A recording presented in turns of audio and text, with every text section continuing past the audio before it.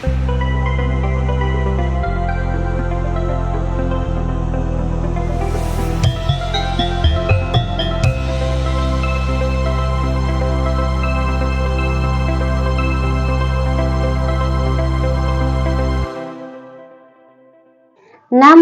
Buddhaya. Halo anak-anak, bagaimana kabar kalian hari ini? Ibu harap kalian senantiasa sehat dan bahagia. Selamat datang di video pembelajaran hari ini. Oh ya, apakah kalian tahu bahwa kerukunan adalah kunci penting dalam bermasyarakat? Hari ini kita akan membahas lebih banyak tentang bagaimana ajaran agama Buddha memandang kerukunan umat beragama. Kita akan belajar prinsip-prinsip luhur yang bisa kita terapkan dalam kehidupan sehari-hari. Coba kalian lihat gambar ini. Bagaimana? Damai sekali bukan apabila kita bisa merasakannya. Indonesia kaya akan keberagaman, termasuk keberagaman agama. Tetapi, pernahkah kalian berpikir bagaimana caranya agar kita bisa hidup harmonis dan saling menghargai dengan agama yang berbeda? Apa kira-kira landasan ajaran yang membuat umat Buddha bisa menjalin kerukunan dengan baik? Mari kita kupas bersama saya, Ibu Narti.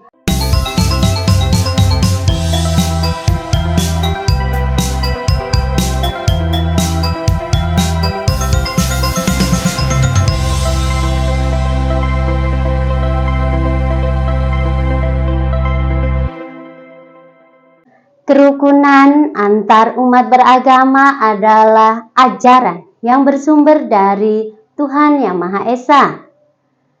Ketidakkerukunan hanya akan menimbulkan ketidakharmonisan. Oleh karena itu, kita perlu menjadi individu yang berwawasan terbuka, toleran, dan mau menghormati umat lain. Umat Buddha memiliki tingkat toleransi yang tinggi.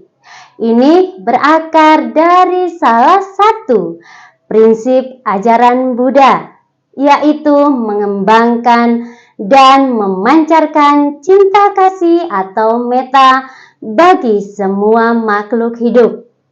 Prinsip ini juga pernah dicontohkan oleh Raja Asoka yang membuat sebuah dekrit. Dekrit itu berbunyi, "Janganlah kita menghormati agama kita sendiri dengan mencela agama orang lain. Sebaliknya, agama orang lain hendaknya dihormati atas dasar tertentu. Dengan berbuat begini, kita akan membantu agama kita sendiri untuk berkembang, di samping menguntungkan agama lain pula." Dari kutipan ini jelas bahwa ajaran agama Buddha melarang umatnya mencela agama lain. Membanggakan nama agama sendiri sambil merendahkan agama lain justru akan merugikan agama kita sendiri. Lalu, bagaimana ya kita bisa menerapkan ajaran secara konkret? Misalnya, saat kita berkunjung ke tempat ibadah agama lain. Ajaran Buddha memiliki panduan yang sangat jelas, di mana terdapat 5 sikap yang harus kita terapkan ketika kita berkunjung ke tempat ibadah agama lain. Anak-anak, yang pertama adalah metta atau cinta kasih. Coba kalian bayangkan sebuah hati yang penuh dengan kehangatan. Hati ini tidak hanya menyayangi keluarganya atau teman dekatnya, tetapi juga menyayangi semua orang yang ada di sekitar kita tanpa kecuali. Cinta kasih yang tulus inilah yang membuat kita menghormati orang lain. Bukan karena terpaksa, tetapi karena hati kita dipenuhi oleh kebaikan. Jadi, marilah kita tebarkan cinta kasih kita kepada semua makhluk. Yang kedua adalah karuna atau welas asih, yaitu sikap peduli terhadap perasaan orang lain. Coba kalian ingat-ingat, pernahkah kalian melihat teman kalian yang bersedih? Kemudian kalian ingin menghiburnya. Ini adalah sikap welas asih. Sama seperti ketika kita mengunjungi tempat ibadah lain, maka kita harus peka.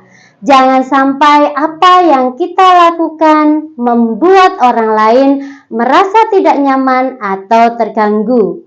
Welas asih mengajarkan kita untuk selalu berempati. Baiklah anak-anak, apakah ada yang ingin kalian tanyakan dari paparan materi yang baru saja Ibu sampaikan? Jika tidak ada, ayo kita lanjutkan ke pemaparan yang berikutnya. Coba kira-kira apa ya sikap yang harus kita lakukan selanjutnya? Ayo kita simak bersama kembali paparan materi dari Bu Narti. Yang selanjutnya adalah ada upaya kausalia, yaitu tindakan tepat. Dalam setiap situasi kita harus bertindak bijaksana saat kita berada di tempat baru. Apa yang harus kita lakukan? Tentu kita harus menghormati aturan yang ada. Misalnya jika kita diminta melepas alas kaki, ya harus lepaskan alas kaki dengan senang hati. Ini bukan hanya tentang sopan santun, tetapi juga tentang menghargai nilai-nilai yang mereka pegang. Bertindak dengan bijak dan kita dapat disambut dengan baik dimanapun kita berada. Sikap yang keempat adalah samawaca atau ucapan benar. Ingat pepatah, lidah lebih tajam daripada pedang. Artinya, ucapan kita memiliki kekuatan besar. Saat kita berada di tempat ibadah lain atau dimanapun kita berada, pilihlah kata-kata yang baik. Hindari perkataan yang bisa menyinggung orang lain. Diam dan mendengarkan terkadang jauh lebih baik daripada berbicara. Dengan ucapan yang benar kita bisa menciptakan kedamaian, bukan perpecahan. Yang terakhir ada sangha yang berarti keharmonisan komunitas. Ajaran Buddha menekankan pentingnya menjaga keharmonisan dan persatuan. Ketika kita berinteraksi dengan umat beragama lain, kita harus fokus pada apa yang menyatukan kita, bukan pada perbedaan. Janganlah memperdebatkan keyakinan, tapi rangkulah persahabatan. Karena pada akhirnya kita adalah bagian dari komunitas yang lebih besar, yaitu bangsa Indonesia. Dengan menghormati kita mewujudkan Indonesia yang rukun dan damai. Lalu bagaimana bentuk perilaku nyatanya? Ya, betul sekali. Berikut adalah contoh-contohnya. Selain kelima sikap yang telah Ibu sampaikan di atas, yang selayaknya kita lakukan ketika kita berada di tempat ibadah agama lain, yaitu menghormati tempat ibadah dengan cara melepas alas kaki dan bersikap tenang. Berpakaian sopan, artinya mengenakan pakaian yang sesuai dengan norma tempat ibadah. Selanjutnya adalah menjaga kesucian tempat ibadah dengan tidak merusak atau menyentuh barang suci tanpa izin. Dan yang terakhir adalah bersikap tenang, menghindari perilaku yang berisik atau berkomentar yang negatif.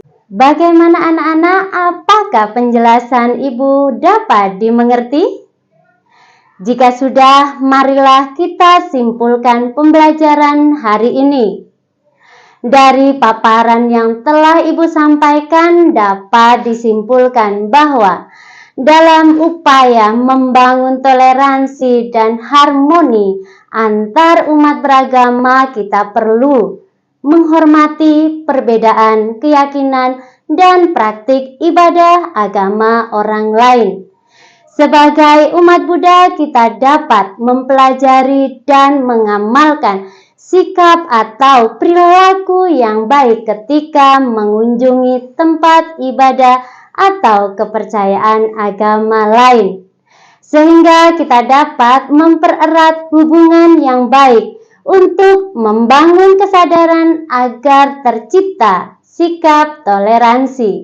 Nah anak-anak, sebagai bahan refleksi, sekarang giliran kalian untuk menuliskan tekad kecil yang akan kalian lakukan hari ini untuk menunjukkan sikap toleransi. Silakan tuliskan jawaban kalian pada lembar LKPD yang telah tersedia ya. Dan apabila ada bagian yang belum kalian mengerti, silakan baca kembali materinya atau tonton video ini dengan mengunjungi portal Belajar Buddha ID. Mari sebarkan kebaikan bersama. Sampai jumpa dalam pembelajaran selanjutnya. Namo Buddhaya.